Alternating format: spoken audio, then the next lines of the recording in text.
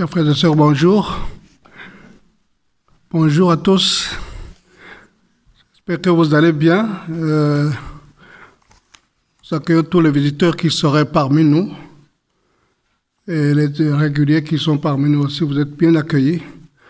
Nous allons partager le programme d'aujourd'hui pour adorer Dieu.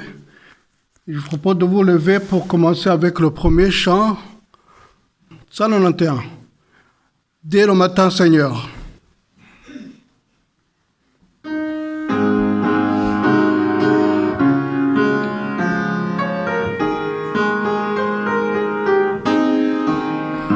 Dès le matin, Seigneur, nos âmes te bénissent, veillant ce jour nouveau, diriger tous nos pas, jamais pour tes enfants, tes bontés le carissent et ton amour pour nous ne se fatigue pas, accomplis envers nous tes divines promesses, nourris-nous aujourd'hui de ton céleste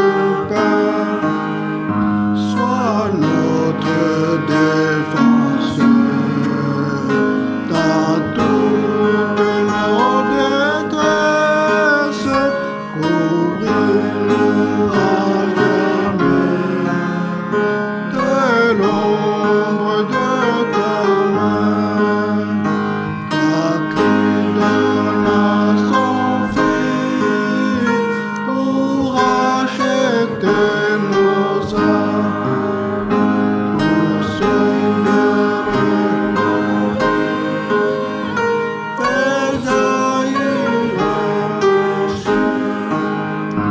Fais jaillir nos cœurs l'amour que tu réclames et de tous nos péchés. Rends-nous enfin vainqueurs, gardez-nous en ta paix pendant notre voyage jusqu'au jour bienheureux où loin de tous les maux nos âmes monteront, sans nuage, quand tu viendras, Seigneur, nous prendre en ton cœur.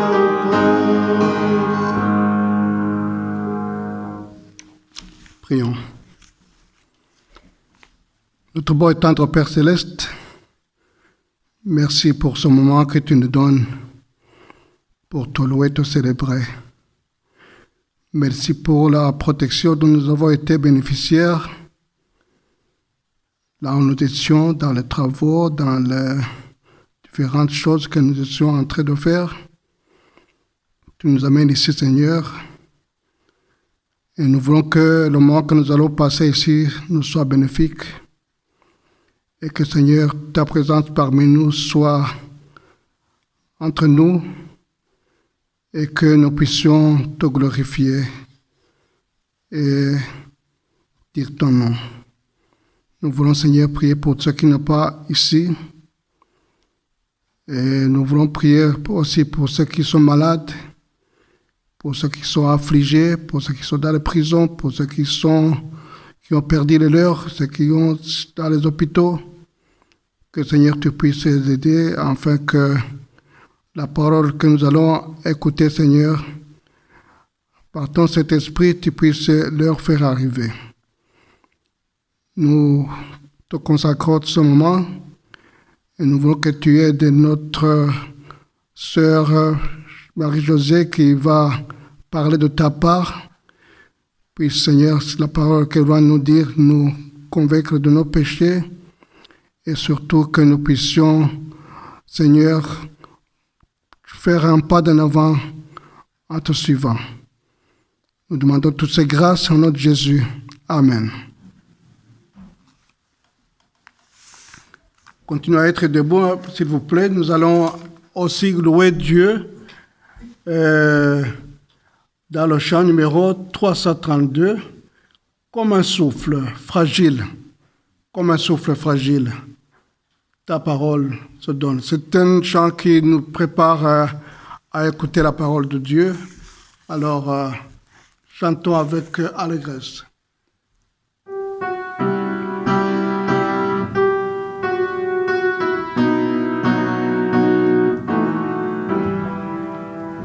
Comme un souffle fragile, ta parole se donne, comme un vase fragile, ton amour nous façonne. Ta parole est murmure comme un secret d'amour. Ta parole est blessure qui nous ouvre les yeux. Comme un souffle fragile, ta parole se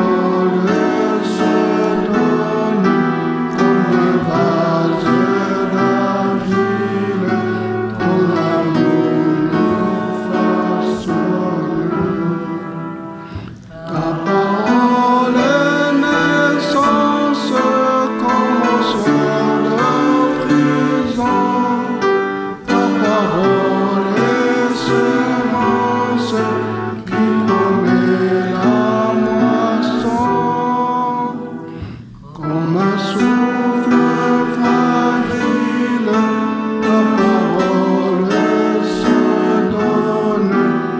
un souffle d'argile, ton amour nous façonne. Ta parole est partagée comme on coupe du pain. Ta parole est passage qui nous dit un chemin. Comme un souffle fragile, ta parole se donne, comme un vase d'argile, ton amour nous façonne. Vous pouvez vous asseoir.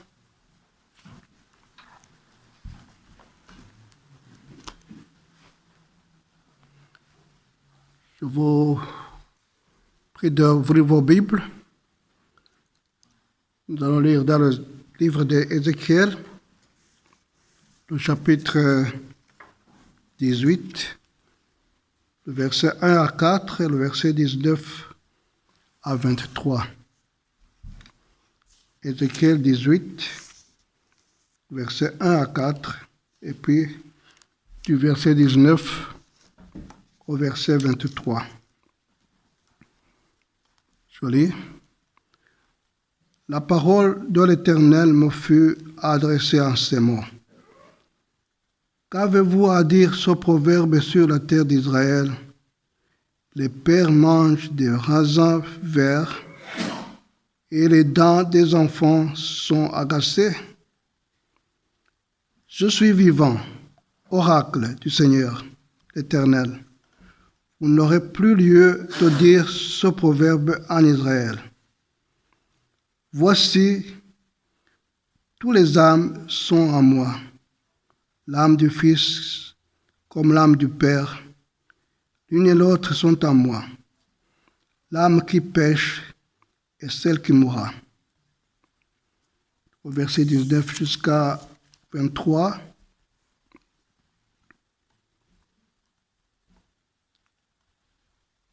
Au verset 19, on dit,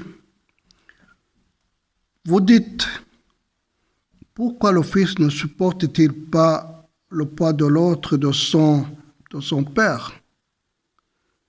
C'est que le Fils a agi selon le droit et la justice. Ce qu'il a observé et mis en pratique toutes mes précautions, assurément il vivra. L'âme qui pêche, c'est celle qui mourra. Un fils ne supportera pas le poids de la faute de son père.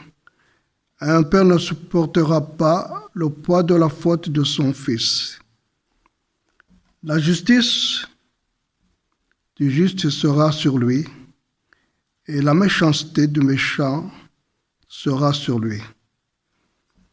Si le méchant se détourne de tous les péchés qu'il a commis, s'il observe toutes mes prescriptions et la justice, assurément il vivra, il ne mourra pas.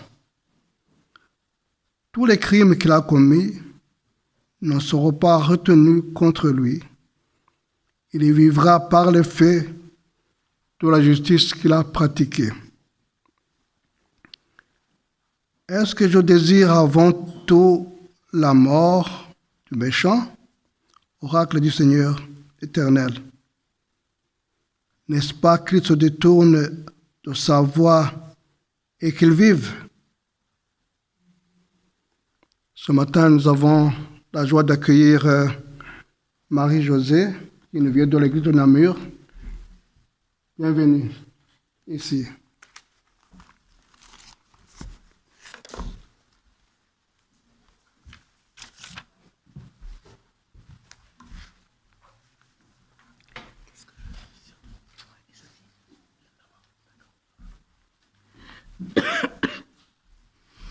Chers amis, bonjour. Ça fait plaisir d'être ici, on se sent à la maison. Et j'ai envie de partager avec vous plusieurs bonnes nouvelles aujourd'hui. D'abord la bonne nouvelle de la parole, mais d'abord une autre. Je crois que ça fera plaisir à certains de savoir que dans 12 jours, c'est rien ça, dans 12 jours, les jours vont commencer à rallonger. La lumière recommence à jaillir. Alors je pense que c'est déjà une bonne nouvelle pour beaucoup. Un peu plus de lumière. Et aujourd'hui, nous allons baigner dans la lumière. La lumière, j'allais dire pour certains, c'est peut-être un moment qu'il faut encore attendre parce que ça va être un moment d'examen. Regardez ceci. Est-ce que ça vous évoque des choses? Examen, matière scolaire? Oui? Merci. L'ADN. Acide désoxyribonucléique.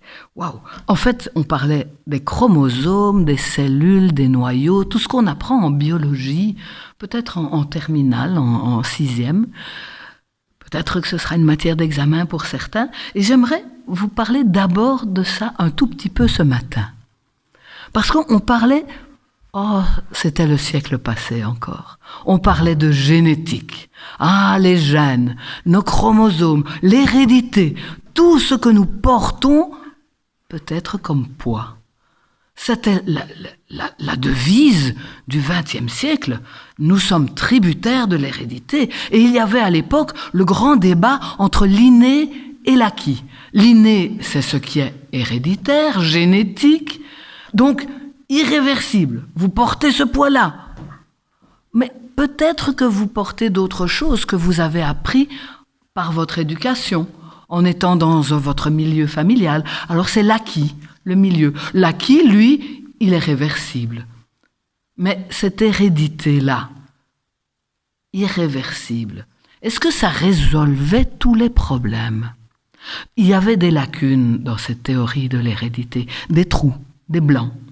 Tenez, pourquoi est-ce que toutes les cellules de notre corps, il y en a des centaines de milliards, elles ont toutes le même ADN, la même hérédité, et pourtant une cellule ne ressemble en rien à une autre.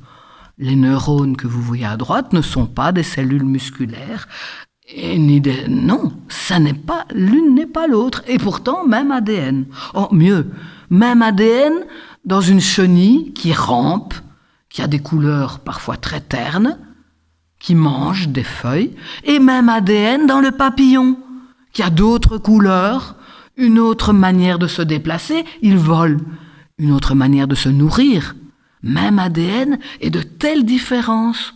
Comment est-ce possible? Même ADN dans deux jumeaux, des vrais jumeaux, un même œuf. Et pourtant, différence de longévité, de maladie.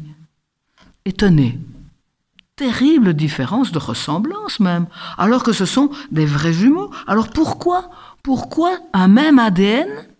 Ça n'explique pas tout. Il y a autre chose que la génétique. Quelque chose qui vient au-dessus de la génétique. Alors, il ne faut pas aller beaucoup loin dans nos ressources en grec. Pour savoir au-dessus, c'est au-dessus de la peau, j'ai mon épiderme. On ne peut pas beaucoup lire. Hein. L'épiderme au-dessus du derme et l'hypoderme en dessous. Lorsqu'il y a un tremblement de terre, il y a un centre sous terre où se produit le problème, et puis au-dessus, l'épicentre. Oui, alors il va y avoir une épigénétique, au-dessus de la génétique. Quelque chose qui vient au-dessus de nos gènes. Tenez, on avait vu ça, eh bien il y a comme un petit morceau de sparadrap, de papier collant, qui vient cacher certains gènes, les empêcher de se manifester, ou faire que d'autres puissent se manifester plus fort. Et cette épigénétique, ça c'est le 21e siècle, ça c'est aujourd'hui. C'est ce qui explique aujourd'hui qu'un renard polaire, il va changer de couleur en été ou en hiver. C'est de l'épigénétique et c'est héréditaire. Ça alors, un même œuf d'abeille fécondé, si c'est une ouvrière, il est pondu dans une cellule hexagonale, s'il est dans une cellule ronde, il sera nourri autrement, mais c'est le même œuf et il deviendra une reine. Génétiquement, c'est le même ADN, il y a au-dessus de la génétique quelque chose qui fait que ça change dans la vie. Tenez, la génétique, c'est quelque chose qu'on apprend très fort. Hein. On étudie les mouches, les drosophiles. La drosophile, elle a des yeux rouges. C'est héréditaire. Mais chauffez un œuf de drosophile à 37 degrés avant qu'il n'éclose. Et paf, vous avez une mouche drosophile avec des yeux blancs. Et c'est héréditaire. 3 ou 4 générations. Tiens, et pourtant c'est un facteur externe. Notre inné acquis, l'acquis va devenir héréditaire. Tiens, un même œuf de tortue, selon la température, ce sera une tortue femelle ou une tortue mâle. Même œuf, même ADN, et pourtant quelque chose vient là au-dessus, changer la vie de cet animal. Il y a là peut-être comme un dysfonctionnement, comme une faute qui va se répercuter sur 3 et 4 générations. Tenez, ça joue cet aspect héréditaire dans la longévité. Alors l'épigénétique aujourd'hui, eh bien, on va s'orienter vers des recherches pour un vieillissement plus long. Ça marche aujourd'hui. Hein. Vous allez vivre plus que 100 ans. C'est peut-être un problème pour la sécurité sociale, mais enfin, bon. On essaye. L'épigénétique, ça marche très bien. Ça donne des aspects aussi au niveau de l'odorat. Là, ça nous concerne peut-être moins, mais certains savants ont réussi, en manipulant les mêmes gènes, à faire qu'un verre, pas un verre de terre, un autre, j'ai pas pris la photo parce que c'est pas toujours très joli, soit sensible à l'odeur de certaines substances. Et ce verre devenu sensible, par son éducation, ça va se transmettre 3 et 4 générations. Plus que ça, le stress. Tiens, vous connaissez l'expression, c'est peut-être intéressant de refaire un peu de français, c'est quoi un ours mal léché? C'est quelqu'un qui est agressif, stressé, qui n'a pas le contact facile. Eh bien, on a commencé à faire des expériences avec des souris mal léchées. Alors, un animal, il est souvent léché quand il est tout petit, à la naissance.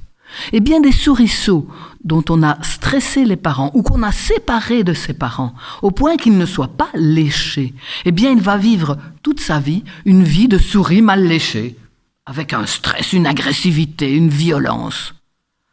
Donc ça marche pour les souris, pour les ours aussi et peut-être pour les humains aussi.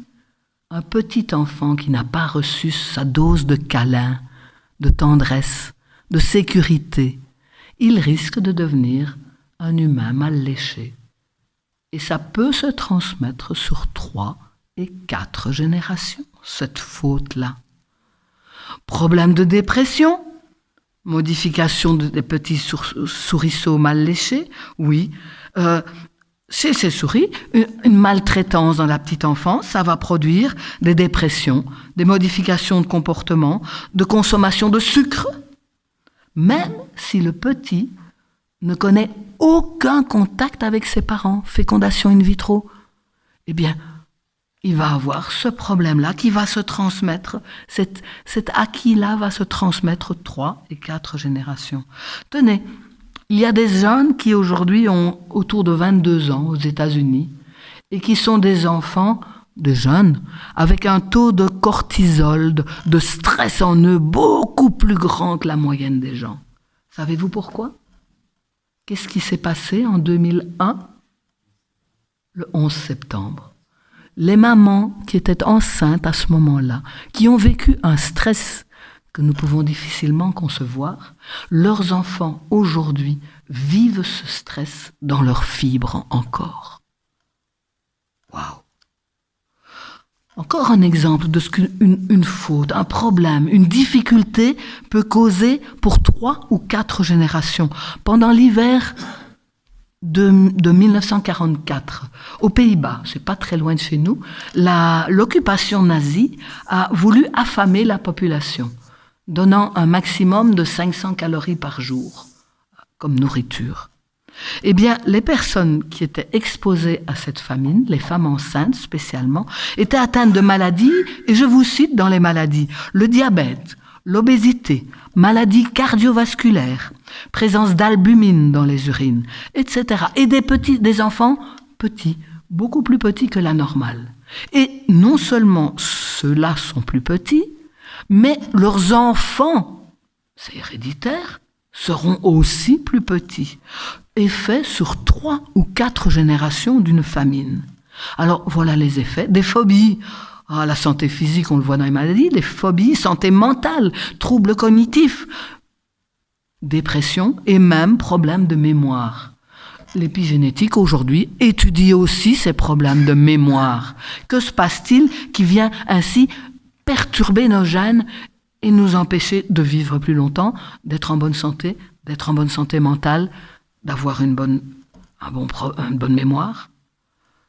Alors, quels sont les problèmes qui causent tout ça? Quelles sont les fautes? Eh bien, il y a d'abord des fautes de stress. Je dis fautes, des faiblesses, des problèmes. Parce que les parents, ou le milieu dans lequel cet enfant et ses descendants a vécu, l'enfant et les descendants qui n'ont pas vécu ces problèmes-là, mais vont les hériter aussi. 3 ou 4 générations, un stress produira des effets sur 3 ou 4 générations. L'alimentation, bien évidemment, on l'a vu avec la famine aux Pays-Bas. L'exposition aux perturbateurs endocriniens, ça produit des effets sur 3 ou 4 générations. L'exposition aux ondes, certains médicaments, l'alcool, la drogue. Bref, tout ça, c'est pas positif, vous me direz. Alors, une dernière image. Les souris agouties. C'est dommage qu'il n'y ait pas de jeunes, il y en a peut-être un qui est totémisé, agouti. Les souris agouties, normalement, elles sont comme celles de droite, brun foncé, avec une allure normale de souris, svelte, dynamique. Si vous l'alimentez d'une certaine manière, mal, elle va devenir grosse, obèse, modification de son pelage aussi, elle va devenir très claire, diabète, cancer. Et ça va continuer sur 3 ou 4 générations, ce problème. Sauf si vous lui donnez un supplément monumental de vitamine B. Et dans ce cas-là, la souris agoutie à problème va redevenir une souris normale et ses descendants aussi. Donc, c'est réversible. L'hérédité ne l'était pas, l'épigénétique, c'est quelque chose de réversible. Alors, je vais m'arrêter là quand même, vous allez me dire, mais quelle longue introduction. Pourquoi ? Quel rapport avec notre texte biblique, notre parole, notre lumière d'aujourd'hui? Est-ce que ça vous a interpellé? 3 ou 4 générations. Est-ce que cette phrase-là ne vous interpelle pas quand vous la lisez dans la Bible jusqu'à la 3e et la 4e génération? Si, ça vous dit quelque chose? Exode 20, Deutéronome 5. 10 paroles. Ah, moi j'aime bien le mot parole parce que ça, d'abord on est ici pour partager une parole. La parole, ce ne sont pas 10 commandements, hein. Ce sont 10 paroles. Parce qu'on adresse la parole à l'autre. On veut un échange, on veut un dialogue. Ce n'est pas des commandements, il n'y a qu'un seul impératif dans ces 10 paroles-là. Honore ton père. Donc 10 paroles. C'est la deuxième qui nous dit de ne pas avoir d'images taillées, des choses figées, qu'on ne va plus bouger. C'est comme ça. Je mets Dieu dans ma poche avec mon mouchoir par-dessus. Il est comme ça, j'ai tout compris. Non, pas d'image taillée, mes amis. Et la suite de cette deuxième parole, c'est « Moi, l'Éternel, ton Dieu, je suis un Dieu jaloux qui punit l'iniquité des pères sur les enfants jusqu'à la 3e et 4e génération de ceux qui me haïssent. » S'il y a quelqu'un qui lit ce texte aujourd'hui pour la première fois, je ne suis pas sûre qu'il ait une image très positive de Dieu. Qu'est-ce que ça peut bien vouloir dire? En quoi est-ce éclairant cette parole-là pour nous aujourd'hui? J'aimerais qu'on rentre un petit peu là-dedans ce matin, qu'on gratte un petit peu cela, parce que c'est intéressant. Exode 20, c'est la deuxième partie du verset 5 de cette deuxième parole. Verset choquant qui vaut vraiment la peine qu'on le décortique, qu'on fasse plus que lire à la surface la petite histoire, qu'on étudie un tout petit peu. Alors étudions. Moi, l'Éternel, ton Dieu. 2 mots.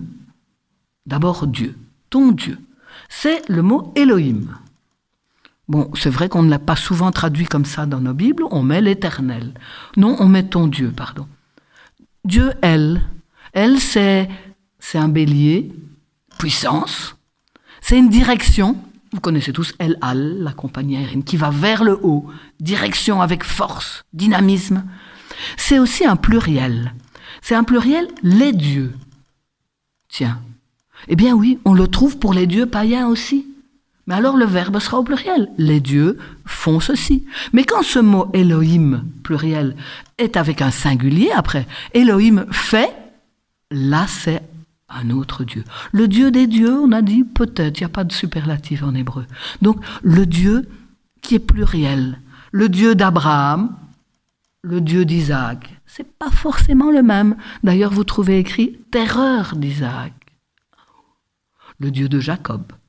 Le Dieu de Jacques n'est pas le même que le Dieu de Claude. Le Dieu de Nelson n'est pas le même que le Dieu d'Enoch. Le Dieu d'une dame africaine ne sera pas le même que le Dieu d'une Européenne. Ce Dieu-là, il a plein de facettes. Il se décline au pluriel. Il a voulu se décliner, qu'on parle de lui au pluriel. Oui. Alors, un Dieu qui on traduit par Elohim, Dieu. Pour les Israélites, c'est la face de rigueur de Dieu. Waouh, alors vous allez me dire, ça y est, on est de nouveau dans un Dieu qui va punir, face de rigueur. Non, pas la rigueur méchanceté, c'est vérité, la rigueur de l'architecte, du constructeur. La rigueur de celui qui a des lois, des règles, des principes. C'est d'ailleurs le premier nom sous lequel Dieu intervient dans la Bible, dans la Genèse, chapitre 1. Le Dieu constructeur, architecte, qui pose des jalons, et heureusement pour que ça tienne debout. Voilà un constructeur avec force, avec dynamisme, avec un but. Le but d'une vie orientée vers quelque chose de beau. Oui, ça c'est la face de rigueur de Dieu. C'est le premier récit, le premier nom que Dieu a voulu qu'on lui donne. Genèse 2, chapitre suivant, on va trouver l'autre, l'Éternel. Alors là, c'est le fameux tétragramme, 4 lettres. 4 lettres qu'on a beaucoup de peine et à prononcer. D'ailleurs, même les Juifs ne savent plus comment ça se prononce. C'était prononcé une seule fois par le grand prêtre quand il rentrait le jour du Kippour dans le lieu très saint. Il n'y a plus de grand prêtre, il n'y a plus de lieu très saint, on ne sait pas. Les Juifs disent Adonai, mon Seigneur, mon Maître. Ils disent Hachem, le nom. Ils disent Hamakom, le lieu, l'endroit. Alors on l'a traduit en français par l'Éternel. Oui, l'Éternel qui est dès le début et dès la fin. C'est vrai que c'est une forme verbale d'un futur inaccompli. En tout cas, c'est pas fini. C'est pas fini l'histoire de Dieu. C'est pas fini son contact, son rapport. Et pour les Juifs, c'est la face de miséricorde de Dieu. Le Dieu dont on va parfois trouver le mot la chesed, la grâce, l'amour. Il n'y a pas de nom pour traduire ça. L'amour sans limite. La générosité sans pareil. Chouraki traduit le chérissement. C'est beau, c'est superbe. C'est ce chérissement-là. Oui, c'est vrai que certains disent Jéhovah, mais ce n'est pas ça, c'est pas une bonne traduction. C'est la Genèse 2, le créateur de l'humain, de la relation. Et Dieu se présente soit avec ce nom-là, soit avec Elohim, soit Adonai, Elohim, ou les deux, l'Éternel, ton Dieu. C'est les deux, et face de miséricorde, et face de rigueur. Parce qu'il n'y a pas d'amour sans limite, sans rigueur. Et il n'y a pas de rigueur sans amour. Ça devient du despotisme. Les deux sont alliés et les deux faces de Dieu sont là pour nous dire « Je suis là avec toi. Je suis présent. » C'est vrai que ce verbe « être » n'a pas la connotation grecque d'une essence, une définition, un abstrait. Non, c'est être là. Je suis présent. Un peu comme le mot « le paraclet ». Le paraclet, on a traduit parfois par avocat. Non, c'est celui qui vient s'asseoir à côté de vous. Et qui vient dire, comment ça va?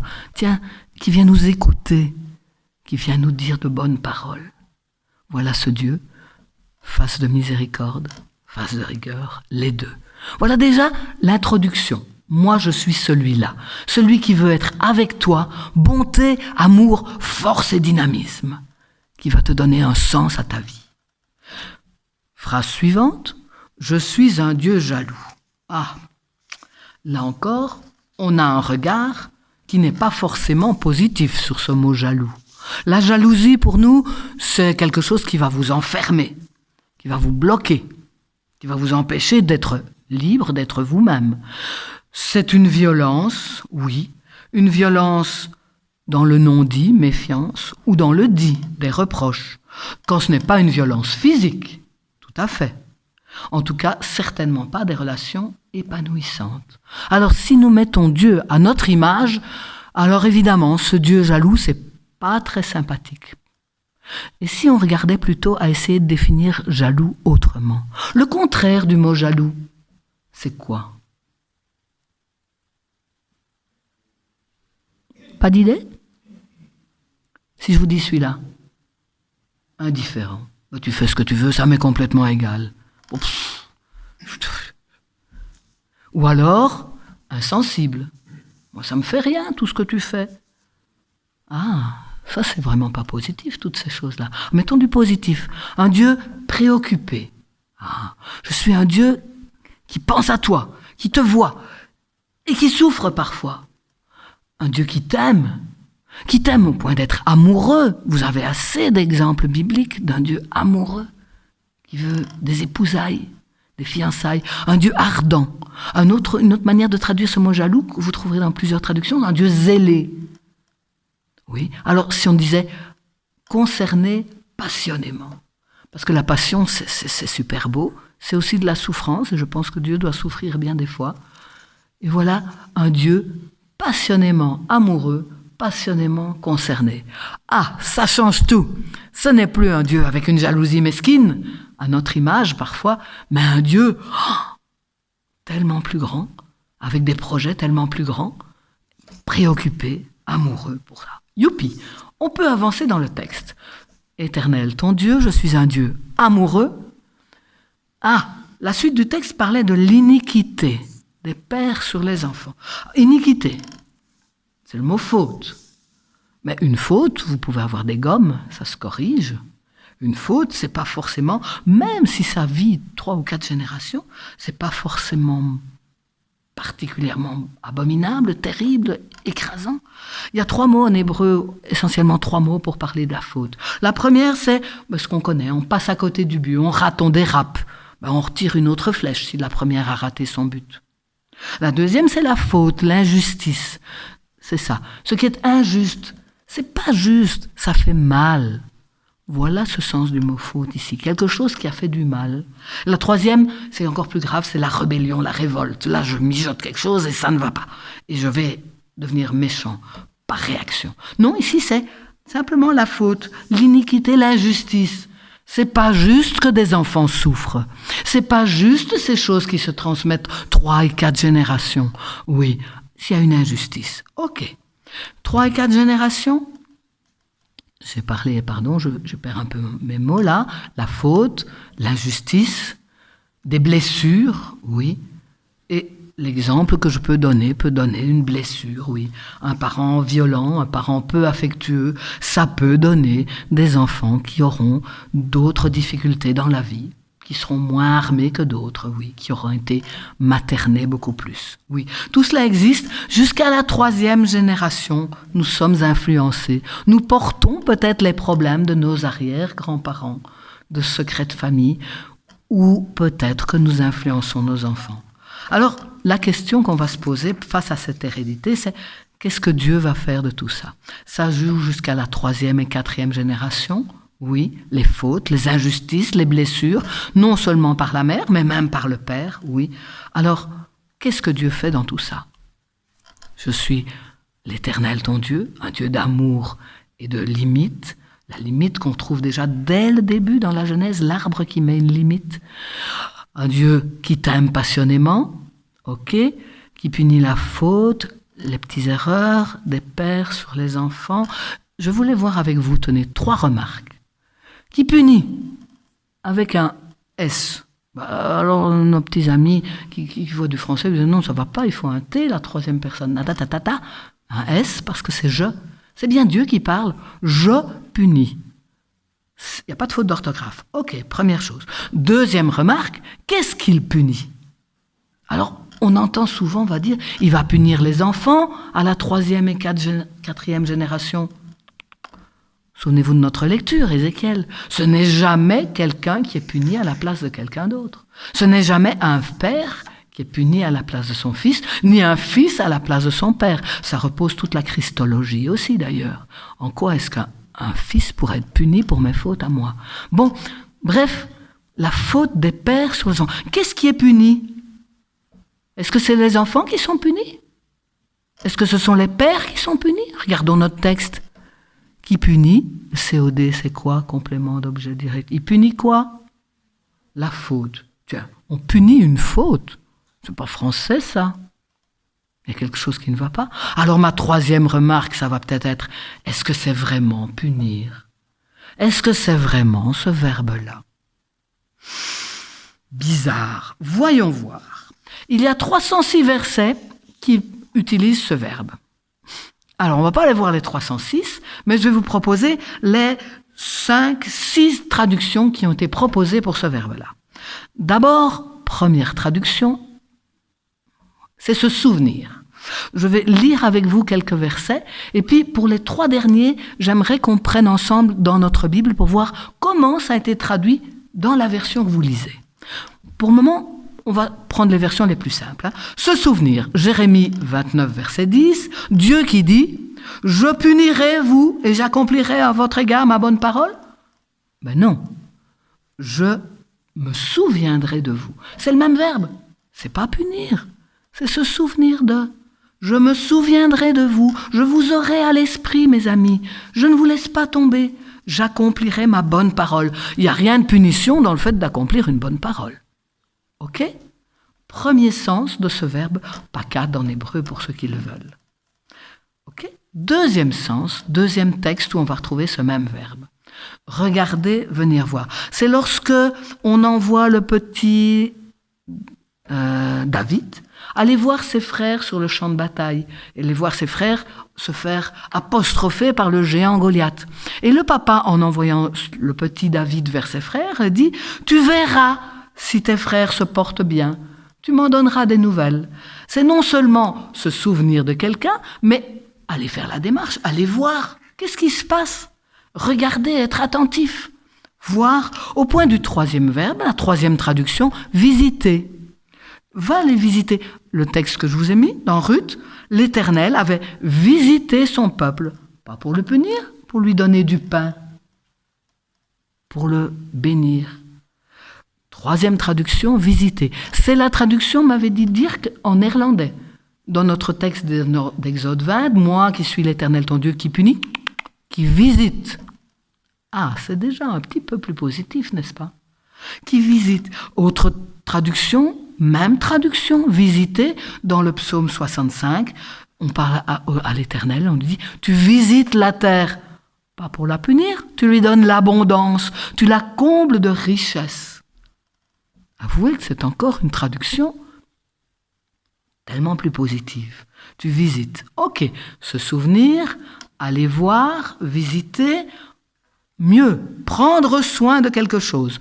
Dans Jérémie, nous avons le texte, vous n'avez pas pris soin, vous n'avez pas puni, vous n'avez pas pris soin de mes brebis. Ou alors, dans les Nombres, on va trouver plein de fois, remets aux soins des Lévites, prendre soin. Soigner au point qu'on va aller mettre des responsables, établir des chefs. Pardon. Joseph trouva grâce aux yeux de son maître, qui le punit sur sa maison, qui l'établit, qui le nomma responsable, responsabilisé. Voilà encore une action de Dieu. Se souvenir, venir voir, visiter, prendre soin d'eux et rétablir une responsabilité. Superbe. Soigner en donnant des responsables. Encore des traductions encore plus fréquentes maintenant. Cette fois-ci, vous allez dire, mais enfin, quel rapport? David passa en revue le peuple. Mais si, il s'est souvenu du peuple, il vient voir, il vient compter, passer en revue. Et alors, 116 fois, vous avez ce verbe qui est traduit par tout simplement dénombrer, recenser, tenir compte de, fait le dénombrement des premiers-nés. Il ne s'agit pas de les punir, il s'agit de voir qui est là. Et même parfois certains textes, qui n'est pas là, quand Jonathan n'est pas là au repas de son papa, c'est aussi ce verbe-là, venir voir, se rendre compte d'eux. Vous voyez, maintenant je vous propose 3 textes qu'on va prendre ensemble si vous voulez bien. Genèse 21, le verset 1. Et je voudrais savoir qu'est-ce que vous avez comme traduction. Parce que c'est le même verbe, et vous allez voir que dans nos différentes versions, c'est traduit des tas de fois différemment. Genèse 21, verset 1. Allons-y, le premier qui l'a trouvé peut peut-être lire comment c'est traduit dans sa version à lui. L'Éternel se souvint de ce qu'il avait dit à Sarah. Voilà, et donc elle va être enceinte, etc. Donc se souvenir de. Merci. Est-ce qu'il y a d'autres traductions, d'autres versions bibliques? Chez vous, c'est une autre? L'Éternel intervint en faveur de Sarah, comme il avait dit, l'Éternel agit. Ok. Merci Nelson. Donc c'est non seulement se souvenir, mais il intervient. Et il n'intervient pas pour punir, il intervient en faveur de. C'est super comme traduction là. Il y a d'autres traductions. On pourrait trouver aussi souvent dans d'autres traductions, il visita. Visiter, intervenir, se souvenir de. Vous voyez, on est dans ce panneau-là de choses où il y a des choses dont je veux tenir compte, dit Dieu. Ok. Alors maintenant, autre texte. Job. Job 31, intervenir. Job 31, 14. Là, vraiment, on a 7 traductions différentes selon la version biblique que vous avez pour ce même verbe hébreu. Je vous écoute. Job, chapitre 31, verset 14. Que ferai-je quand Dieu se soulèvera et quand il interviendra? Merci. Que répondrai-je? Voilà. Intervenir. C'est une des traductions. C'est la Ségon revisée. Ok. La Darby, je pense que personne ne l'a ici. Que ferais-je quand Dieu se lèverait et s'il me visitait? Que répondrais-je? Ok. Monsieur Godet, au siècle dernier. Que ferais-je quand Dieu se lèvera, quand il m'examinera? Visiter, examiner, intervenir. Ok. Quelqu'un a une Bible en français courant, une Tob? Que ferai-je quand Dieu interviendra? Que répondrai-je quand il enquêtera? Parole de vie, Jérusalem. Que ferai-je quand Dieu surgira? Lorsqu'il fera l'enquête, que répondrai-je? Maretsu, Osterwald, le semeur, second 21. Que ferai-je quand Dieu se lèvera, quand il demandera des comptes? Ça devient déjà un peu plus stressant. Voilà, second 1910, qu'ai-je à répondre quand il châtie? Oui, 1910, il nous faut un Dieu qui punit, qui remet les choses dans l'ordre. Hein. Mais vous voyez comme c'est douloureux parfois certaines traductions. Si vous montrez ça à vos enfants, un Dieu qui châtie, attention, Dieu te voit. Est-ce cela qu'on va transmettre comme faiblesse, comme faute, comme problème? Dernier verset, encore dans le même style, Jérémie 21, verset 14. Donc Job 31, c'est s'il me visitait, nous les avons tous vus. Maintenant, Jérémie 21, verset 14.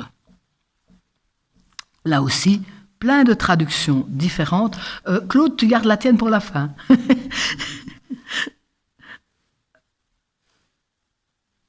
Alors, première traduction, moi, j'interviendrai. C'est toujours ce même verbe qui est punir dans nos 10 paroles.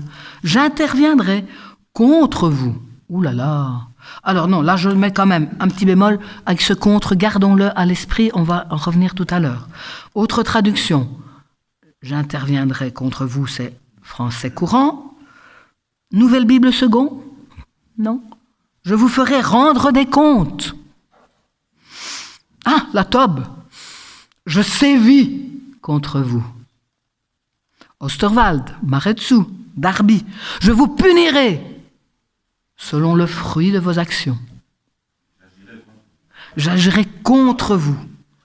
Merci. Eh bien, second. J'interviendrai contre vous. Oui, ça c'est la seconde révisée. Et la seconde 1910, je vous châtierai. Toujours le verbe. Ah bon, c'est vrai on parle du mal qui a été fait, des mauvaises actions. Alors, c'est vrai que Jérémie, j'interviendrai, je vous ferai rendre compte, je sévis, je vous punis, je vous châtierai. Mais il y a premièrement ce mot contre, qui revient presque chaque fois. Alors, savoir que contre, c'est une préposition en français, en hébreu aussi, mais qui veut dire simplement au sujet de. Je viendrai au sujet de. J'interviendrai contre vous ou en votre faveur. Ça peut être la même préposition. Waouh, quelle va être ma lecture? Et c'est un lamed, un L qui implique une réciprocité. Il va se passer quelque chose entre nous deux qu'on va faire ensemble. Donc contre, c'est pas forcément négatif. Ça peut être tout contre parce qu'on est tout proche. Oui, en faveur de. Deuxièmement, toutes les traductions ont parlé du fruit. Donc il s'agit bien de conséquences d'une faute, d'une faiblesse, d'un acte qui n'était pas très juste. Oui. Ça a des conséquences, ça c'est clair. Oui. Et alors, puisqu'on parle de faute, il s'agit bien d'ici d'actes, d'œuvres, d'agissements qui auront des conséquences face auxquelles Dieu va se souvenir, visiter, intervenir, mais peut-être pas sévir ou châtier. On va encore devoir creuser un petit peu plus. Alors on peut se poser la question maintenant. Quelle est la réaction de Dieu face à nos fautes? Intentionnelles ou inintentionnelles, involontaires, toutes nos faiblesses, toutes les faiblesses qui vont peut-être avoir des conséquences pour 3 et 4 générations, ou les faiblesses de nos aïeux, dont nous portons quelque part le poids en se sentant inférieur, en se sentant pas bon, pas assez bon pour les autres, etc., etc., etc. Ce sont des fautes, des injustices, des blessures. Oui, ça a fait mal quelque part un jour à quelqu'un. Quelle est la réaction de Dieu face à ces fautes? Nous avons vu la réaction. C'était ce verbe pakat, qui peut être traduit par punir. C'est vrai que vous ne voyez peut-être pas. Se souvenir, Dieu se souvient de cela, oui. Il les voit, non seulement il les voit, mais il y est attentif, il regarde vers cela. Non seulement il y est attentif, mais il vient tout près de ces fautes, il faut bien dire le mot. Mais il vient en prendre soin, il vient nous responsabiliser. Qu'est-ce que tu en fais, toi, de ça? C'est ta vie aujourd'hui. Est-ce que tu vas garder un poids de faute ou est-ce que tu vas pouvoir te redresser avec moi? Il vient passer en revue, oui, compter. Ah ben oui, il y en a. Oh, et certains, il y en a plus que pour d'autres, oui.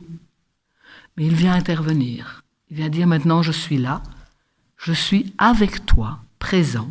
Qu'est-ce que nous allons ensemble en faire? Alors la traduction, oui, on pourrait prendre l'exemple de Genèse 3, la première des fautes, ratage des cibles en Éden. Qu'est-ce que Dieu a fait? Il a simplement dit, où es-tu? Je viens voir, où en es-tu? Qu'est-ce que tu fais de tout ça? Peux-tu te lever, se sentir responsable pour agir avec moi, pour réagir avec moi? Oui.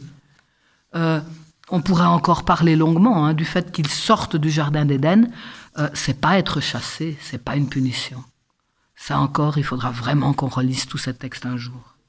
Oui, alors la réponse qu'on va donner à cette question, eh bien, ça dépendra peut-être de notre épigénétique, de notre poids familial qui nous dit « Attention, Dieu va te punir » ou « Attention, Dieu va venir intervenir, va venir entre toi et cette faute, intervenir pour t'aider à te remettre debout. » La réponse, elle est entre nos mains aujourd'hui, entre les mains des différents traducteurs, et moi ça me fait vraiment très mal, ces traductions qui nous présentent un Dieu père fouettard, qui vient punir parce qu'il faut défendre une morale.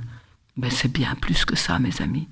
C'est un but vers quelque chose de grand, de beau, qui nous invite à aller avec nous.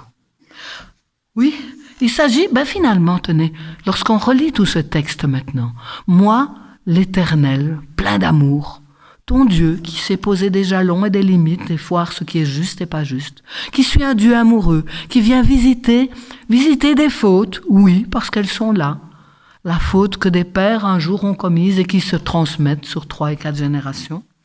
Il y a encore peut-être un petit mot? Oui, attends, je repars là. C'est une attitude d'un médecin, ça. Il y a du personnel médical ici. Attitude thérapeutique. Qui est-ce qui vient vous visiter quand vous êtes malade? Dieu visite. Il fait une visite médicale, mes amis. Il ordonne. Ah, ça on a traduit par commandement. Ok. Mais ordonner, est-ce que c'est pas tout simplement mettre de l'ordre?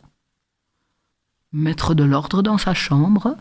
C'est pas un commandement, c'est une mise en ordre. Vers un ordre de grandeur de plus en plus grand. Oui, alors on a traduit parfois le mot commander par le mot ordonnance. Ah, mais qui est-ce qui nous donne une ordonnance quand nous sommes souffrants? Et à quoi sert l'ordonnance? À nous rétablir, à nous redonner la santé, l'énergie, à nous redonner la vie. Voilà ce Dieu thérapeute qui vient nous soigner, nous visiter, qui tient compte des choses, qui fait le décompte. Oui, oulala, il y a ce symptôme-là, et celui-là, oui. Eh bien, je te donne mon ordonnance pour que tout aille mieux un jour. Oui, attitude thérapeutique, et je voulais encore faire une petite remarque avec vous sur ce texte. On le relit. Moi, l'Éternel amour, ton Dieu, architecte, constructeur. Je suis un Dieu amoureux, concerné, qui vient visiter, qui m'investit là-dedans, qui visite la faute, parce qu'il y a faute. La faute que certains commettent et qui auront des répercussions sur 3 et 4. La faute de ceux qui me haïssent. Revoyons la traduction. Si vous prenez Genèse 12, verset 1, quand Dieu dit à Abraham, va. Alors on traduit parfois en français, va-t'en. Allez, va-t'en. Non, va pour toi. Et on a exactement la même chose ici. Ce n'est pas de ceux qui me haïssent, mais pour ceux qui me haïssent, je viens visiter en leur faveur, pour leur bien. Pas pour les punir, mais pour rétablir les choses vers la vie. Une grande dimension. Alors oui, nous pouvons subir les fautes de nos aïeux. Nous pouvons transmettre des faiblesses. Oui, et on en a tous, c'est la vie. Mais Dieu nous rappelle qu'il est là. Face aux ratages, face aux insuffisances, aux blessures, il est là pour nous visiter, nous nourrir, nous entourer, nous bénir. Et finalement, ce texte d'Exode 20, je suis l'Éternel ton Dieu, je suis là, je suis présent. Je t'ai fait sortir, je te libère, je te délivre, je visite, je tiens compte et je viendrai mettre de l'ordre, un bon ordre. Est-ce que ce texte-là, est-ce que ce n'est pas la même chose que Jésus nous répète dans Matthieu 5? bénissez ceux qui vous maudissent, faites du bien, ne punissez pas, mais faites du bien à ceux qui vous haïssent, pour ceux qui vous haïssent, afin que vous soyez fils de votre Père qui vient visiter jusqu'à la 3e et 4e génération, même en faveur de ceux qui peuvent le haïr. Voilà notre lumière d'aujourd'hui, les amis.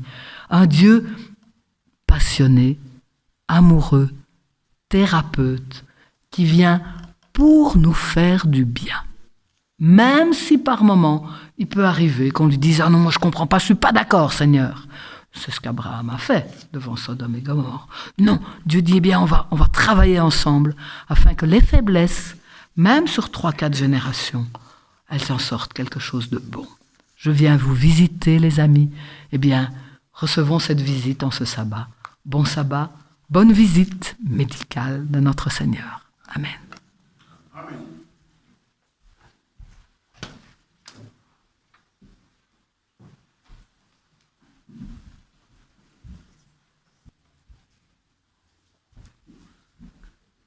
Nous allons chanter, pour terminer, le chant numéro 468, étant debout.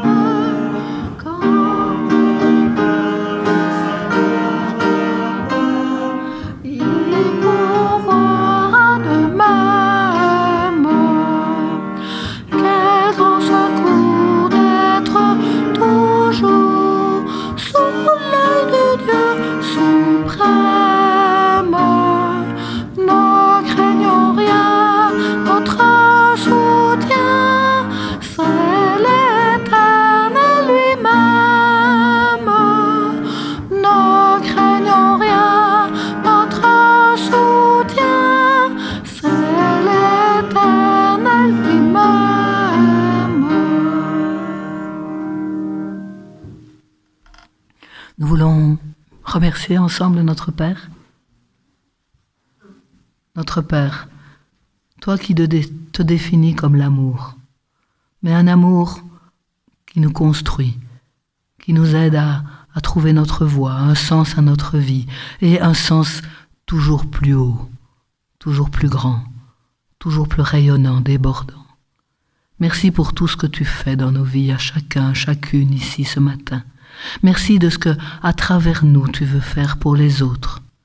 Merci de ton regard, qui n'est pas un regard de reproche scrutateur, mais un regard d'amour qui veut nous relever à chaque fois. Merci de nous donner tant d'amour que cela puisse déborder autour de nous. Merci et pardon aussi si parfois nous avons pu avoir de toi une image négative, une image destructrice, punissant, châtiant. Pardon pour cette traduction, Père, qui qui pour moi sont comme une offense à ton nom. Mais merci de nous permettre de mieux comprendre ta parole chaque fois que nous l'ouvrons, chaque fois que nous comparons. Merci de nous donner à cœur d'étudier, de creuser, de chercher à mieux comprendre toutes les richesses de ce que tu veux nous dire. Nous voulons ensemble ce matin élever vers toi nos cœurs pour te dire merci, pour aussi recevoir de toi, dans le silence, tout ce que tu veux nous dire et nous donner, pour nous fortifier, toutes tes ordonnances médicales qui vont nous aider à nous remettre debout si nous sommes en faiblesse, qui vont nous aider à nous mettre debout et à aller de l'avant, et à aller tellement de l'avant que ça donne envie à d'autres de nous accompagner, comme toi tu nous accompagnes. Merci Père, parce qu'on ne saura jamais assez te dire merci. Merci encore, merci toujours. Que ton nom soit loué et béni. Amen.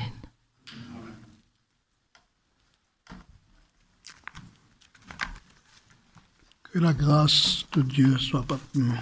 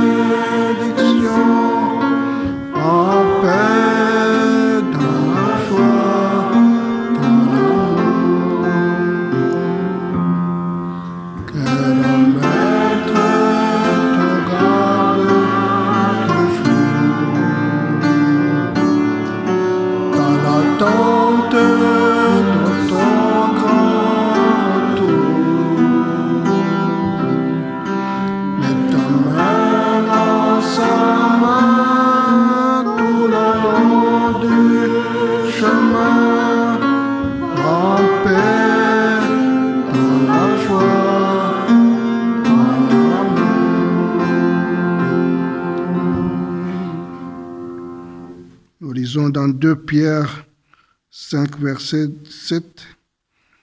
Déchargez-vous sur lui tous vos soucis, car il prend soin de vous. Je vous souhaite un bon sabbat et bonne semaine à tous. Allons dans la paix du Seigneur.